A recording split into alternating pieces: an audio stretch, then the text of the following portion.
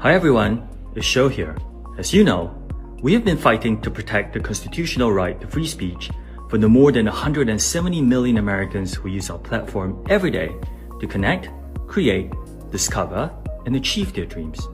On behalf of everyone at TikTok and all our users across the country, I want to thank President Trump for his commitment to work with us to find a solution that keeps TikTok available in the United States.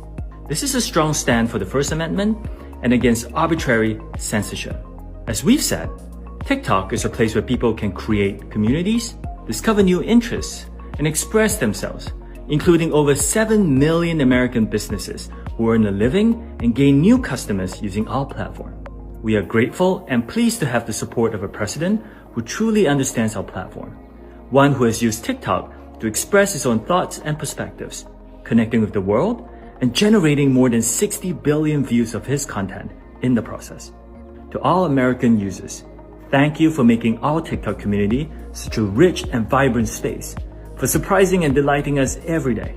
Rest assured, we will do everything in our power to ensure our platform thrives as your online home for limitless creativity and discovery, as well as a source of inspiration and joy for years to come. Thank you. More to come.